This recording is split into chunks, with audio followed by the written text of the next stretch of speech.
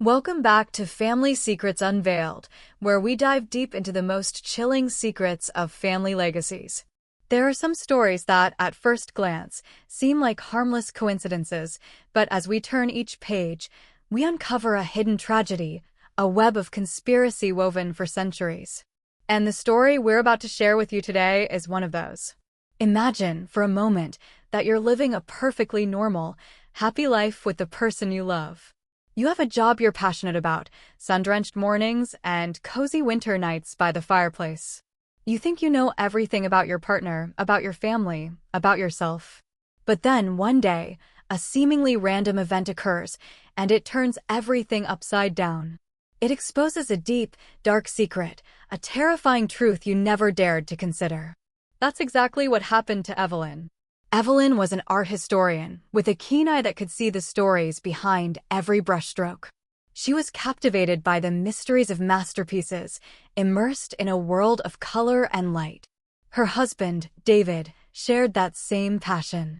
He was a museum curator, an expert in Renaissance art. They were a perfect couple, living in a charming little house in the suburbs, where every corner was decorated with old prints and small sculptures. Their love wasn't just built on a shared soul, but on a reverence for beauty and the value of time. Their life flowed by, sweet and peaceful, like a perfect painting. Until one day, David received an anonymous email. Just a few brief lines, but enough to make the heart of a museum curator like him race. The email spoke of a lost painting, a masterpiece from the Renaissance era that the art world had believed to be missing for centuries. The painting was said to be by a legendary artist named Dante Alighieri da Ravenna. This was earth-shattering news, a discovery that could rock the entire art world. David didn't believe it was real, but his curiosity was greater than any doubt. Evelyn felt the same. "You have to go check it out," she told him. "Even if it's not real, the search itself is an adventure." They followed the faint clues from the email to an old, dilapidated house in the countryside. It was a private collection, dusty and forgotten. After convincing the elderly owner, they were allowed inside. The air was damp and smelled of old age. Hundreds of old paintings were stacked on top of each other, many badly damaged. They searched for hours until David discovered a small painting, wrapped in a tattered canvas, wedged behind a massive bookshelf. He carefully pulled it out, dusting off the thick layer of grime. When the canvas was finally removed, they froze. It was a portrait, titled The Muse of Sorrow. But what left them speechless wasn't its perfect beauty or masterful technique. What made them unable to look away was the woman in the painting. She had dark brown hair, sad green eyes, and a pure, melancholic beauty.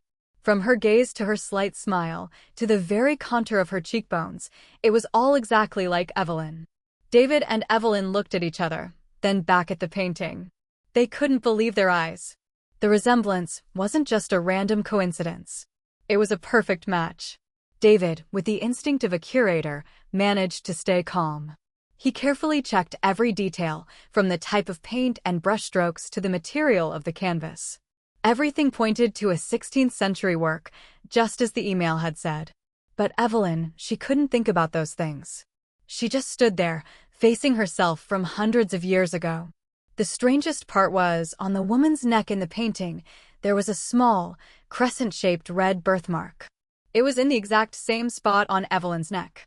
A unique birthmark, a mark that only she had. A coincidence like this was impossible. A chill ran down Evelyn's spine. She felt as if the painting was looking back at her, as if the woman in it was trying to tell her something. The sad, melancholic expression of the muse didn't seem to be an artistic expression, but a genuine pain. That sorrow, she felt it seeping into her, like an electric current running through her, connecting her to a distant and mysterious past. She suddenly remembered stories of haunted paintings, works of art that held the souls of the people they depicted. She had always dismissed them as fairy tales. But now, standing before the Muse of Sorrow, she wasn't so sure anymore. David was still engrossed in his research. He had almost forgotten Evelyn's existence. He looked at the painting with the eye of an expert, evaluating its value, checking the layers of paint. "This is a masterpiece, Evelyn. We've found it." This will be the biggest discovery of my career. But Evelyn couldn't think of career or fame. She could only think of the woman in the painting. Who is she? Why did she look exactly like her? This birthmark, what did it mean? And then, something strange happened. When Evelyn accidentally touched the frame, there was a faint crack. A section of the paint on the frame flaked off, revealing an inscription carved into the wood. The letters were too old, too faded, but Evelyn could make out a part of it. It didn't seem to be the artist's name, Dante, but a different word. A word starting with the letter I. It was a small clue, but it was enough to shake the entire story they had believed. The painting wasn't just a lost masterpiece. It was a secret. And this secret, it seemed, was just waiting for the right person to be revealed. The girl in the painting seemed to have come back to life, not in flesh and blood, but through a secret buried for centuries. Evelyn felt that, from now on, her life would never be the same. She had unknowingly touched something much bigger than her, something that had been buried in the dark and was now rising. The painting, the Muse of Sorrow, changed everything. It wasn't just a major discovery in the art world, it was a silent curse, something that clung to Evelyn's mind. David, after the initial moment of shock, quickly returned to his instincts as a researcher. He began his work with the passion of a man on the brink of a career peak. He made calls, arranged meetings, and prepared scientific reports. He saw the painting as a key to a door of fame, an opportunity for his name to go down in museum history. But Evelyn was different. To her, the painting was a mirror reflecting a past she knew nothing about. She spent hours every day, sometimes all night, researching Dante Alighieri da Ravenna. But the more she dug, the more she found things that were out of place. Dante's name was mentioned in a few old documents, but no other works were ever confirmed to be his. It was as if he only existed to paint this one portrait, then disappeared. Evelyn began to feel that the story of this artist was more like a facade than a truth. The mystery of the artist only deepened her obsession with the woman in the painting, the woman who looked exactly like her. Evelyn's unease grew as she read the gruesome stories about the painting's previous owners. She found an old book, a diary of a wealthy Venetian family, chronicling the history of the valuable works of art they owned. The Muse of Sorrow once belonged to them. The text in the diary described it as a masterpiece, but then the story grew darker. The first owner died in a mysterious accident. The next heir committed suicide. And the last person in that lineage disappeared without a trace, leaving the painting forgotten for centuries. All of the painting's owners met a tragic end. A random coincidence? Or a curse? While Evelyn was lost in the grim truth of the past, David became more distant. He was stressed, irritable, and often disappeared into his office. His phone constantly buzzed with messages and calls from an unknown number. Every time Evelyn asked him about it, he would evade. "It's just work," he said. "I'm dealing with a few small issues related to authenticating this painting." But his face told a completely different story. He wasn't dealing with a problem, he was hiding a secret. David's office, once a place Evelyn could freely enter, was now an impenetrable fortress. She knew David was doing something he didn't want her to know. One night, Evelyn couldn't sleep. The sense of dread kept swirling around her. She decided to go back to the painting. It was carefully placed in a spare room, a dim light illuminating it. She touched the frame again, where she had seen the carved inscription. This time, she brought a tiny flashlight, shining it close to the surface. Under the concentrated light, she could see the worn-down letters more clearly. The I she had seen before was now clearer. It was followed by S and A. The inscription wasn't the artist's name. It was a name, Isabella. And then she realized, next to the name, was a small symbol, the emblem of an ancient, aristocratic Italian family she had once studied. The Belladonna family.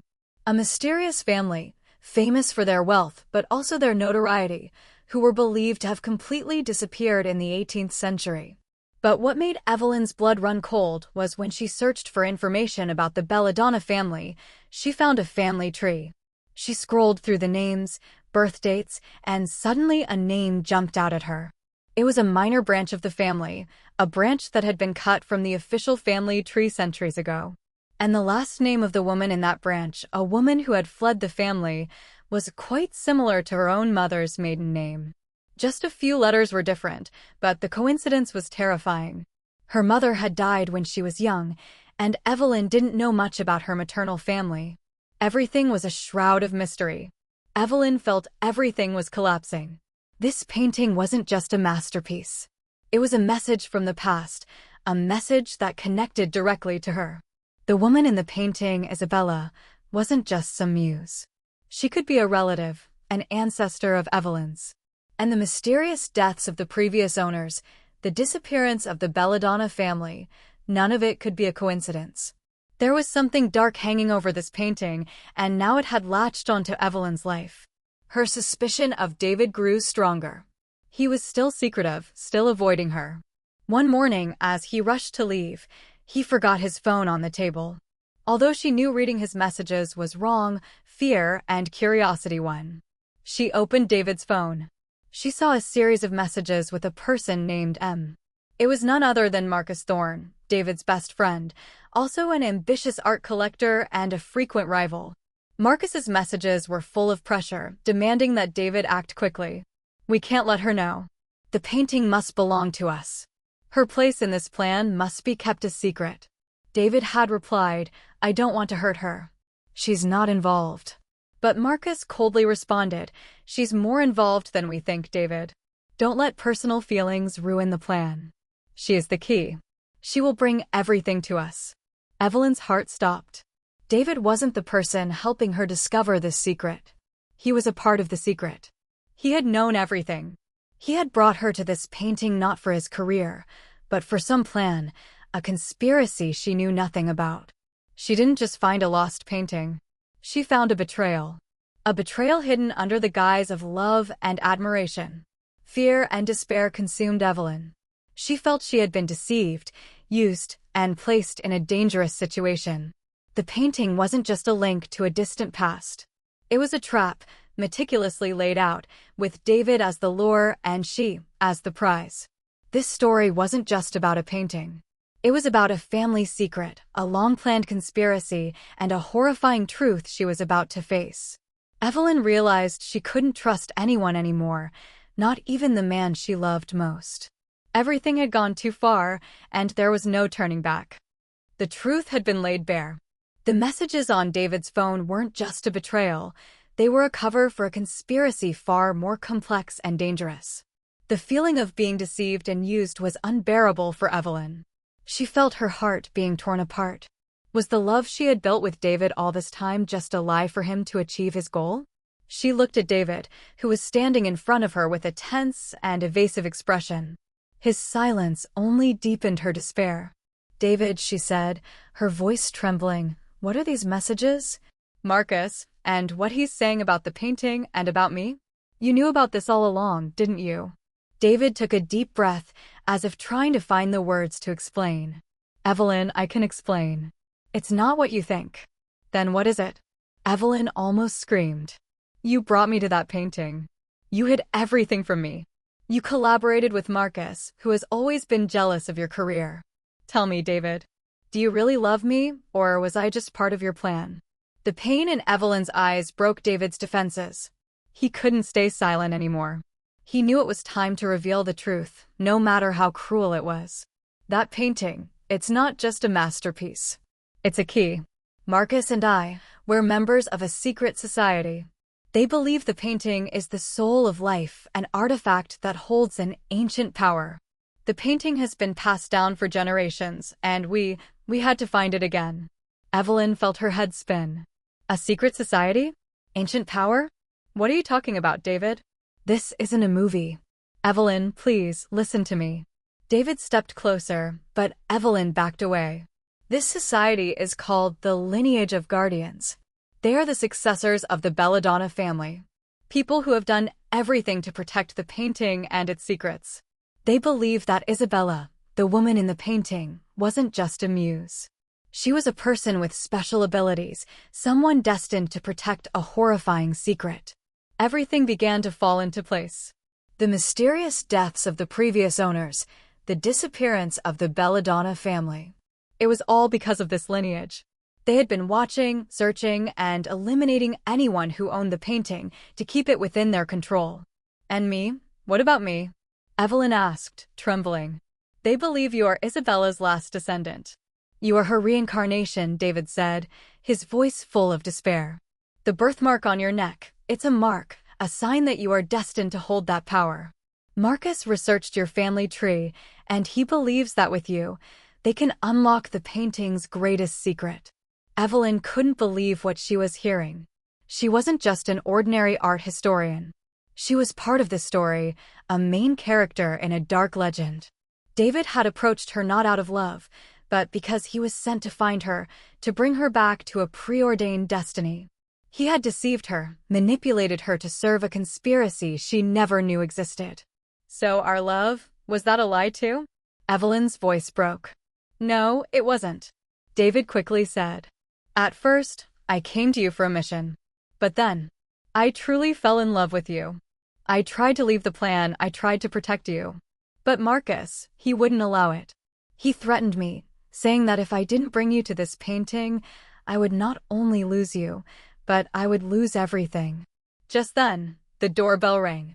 David and Evelyn looked at each other, then out the window. A luxurious, black car was parked silently. Marcus Thorne stepped out, wearing an expensive suit, with a cold and powerful look on his face. Marcus walked into the house uninvited.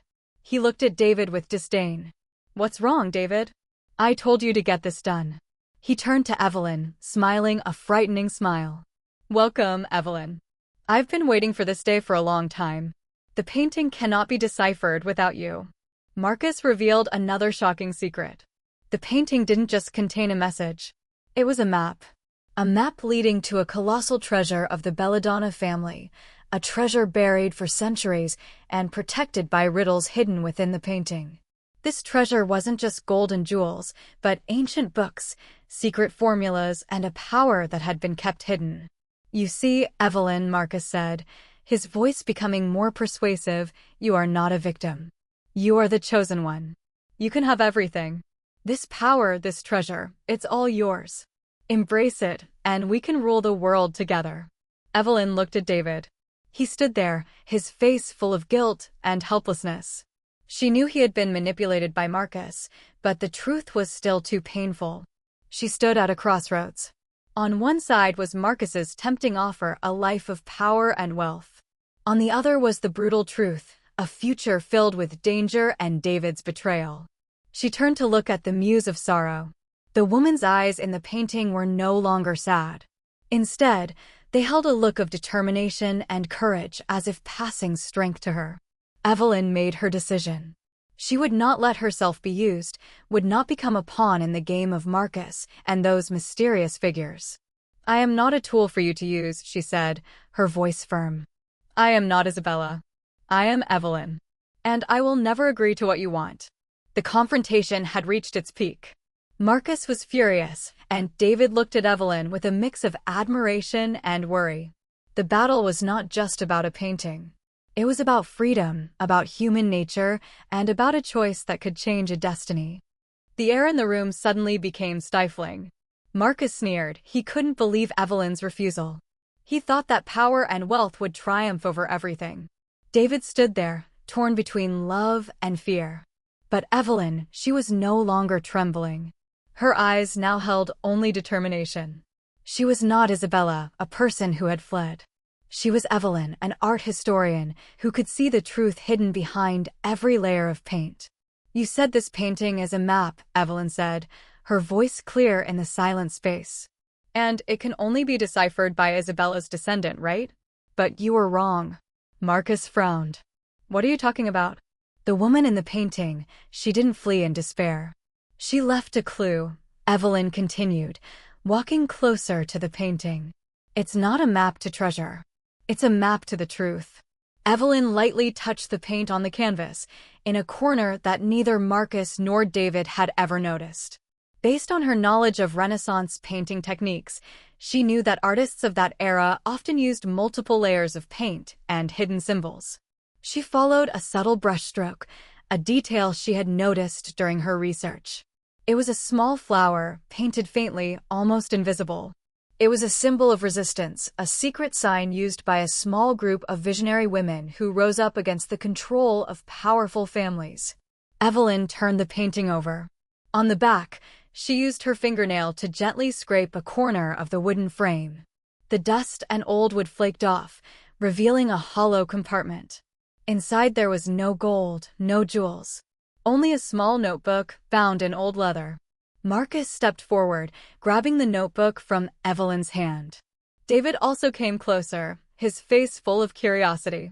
Marcus opened the notebook, but only saw scribbled symbols and meaningless drawings. "What is this?" "This isn't a map."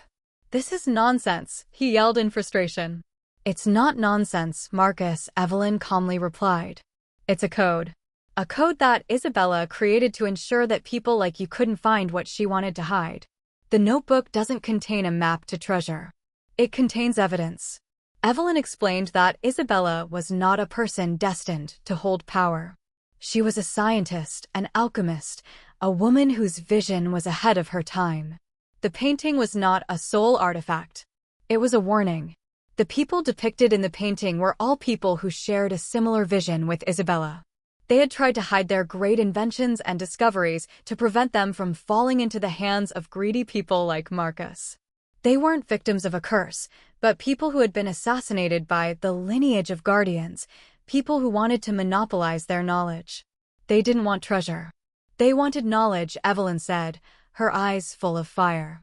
They wanted Isabella's inventions, the secret formulas she had created. And to get it, they were willing to do anything, including murder and deceit. This truth changed everything. Marcus wasn't a revered guardian. He was a greedy man, a murderer. He wanted those formulas to rule the world, to have absolute power.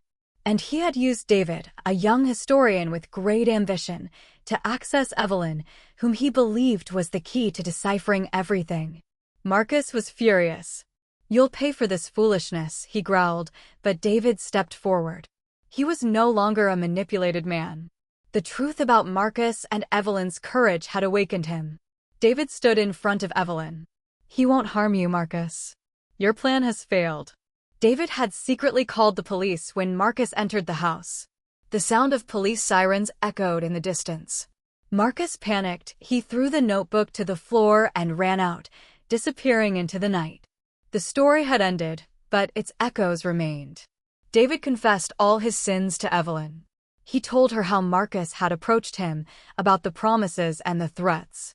He apologized for deceiving her, for putting her in danger. Evelyn forgave him, but their relationship could never return to what it once was. They had gone through too much. A few weeks later, Evelyn and David donated the Muse of Sorrow to a public museum. The painting was displayed prominently, with a new story to go along with it. Not about a lost masterpiece, but about a mysterious tale, about a brave woman and a secret that had been buried for centuries. Evelyn and David were no longer a perfect couple, but they had learned an important lesson, that not all family secrets are bad things. Sometimes they are lessons, stories of courage and trust. The painting didn't bring them wealth, but it brought them truth and freedom. The story of the Muse of Sorrow has ended, but its lesson remains. Sometimes, the biggest secrets are buried in the most unexpected places, and the key to deciphering them lies in the truth about ourselves. If you found this story interesting, don't forget to click the like button and subscribe to Family Secrets Unveiled so you don't miss any other mysterious stories. Be sure to turn on notifications so we can see you in the next video. Thank you for listening.